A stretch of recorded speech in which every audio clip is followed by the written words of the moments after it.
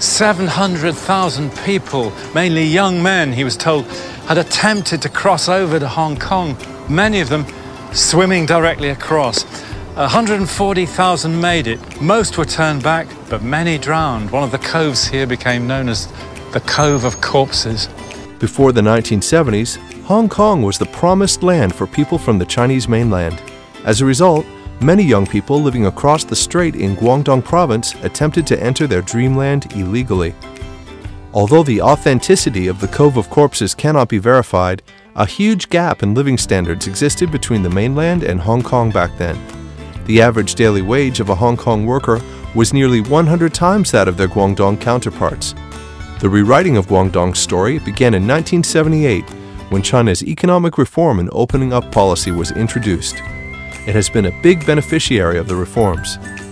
In 2020, Guangdong became the first Chinese province with a GDP surpassing 11 trillion yuan, or $1.7 trillion. This figure dwarfs the national GDP of many developed countries, including Australia, Spain, and Switzerland. The rest of the world is cashed in too, when during the 1980s and 1990s, China sought foreign direct investment for infrastructure building and industrial projects. In 2001, China's accession to the World Trade Organization confirmed its deep engagement with economic globalization. And since 2013, China has been even more proactive internationally with projects like the Belt and Road Initiative, the China International Import Expo, and its free trade zones.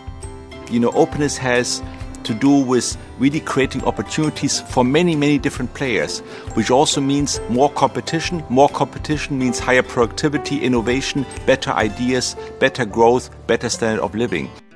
After more than 40 years of opening up, China's total imports and exports have soared from $20.6 billion to more than $4.5 trillion. It has become the world's top trading nation. Opening up is clearly not just about bringing in resources purely for China's benefit. It also paved the way for the country to contribute markedly to global growth. Without China's contribution, the global economy would have shrunk by 5.7% in 2020, the World Bank says. After a 4.3% contraction last year, the world economy is expected to grow 4% in 2021, and China could contribute more than one-third of that growth, the OECD says. From the Cove of Corpses to a GDP of more than 11 trillion yuan, Guangdong has become a supermodel for the success of China's opening up.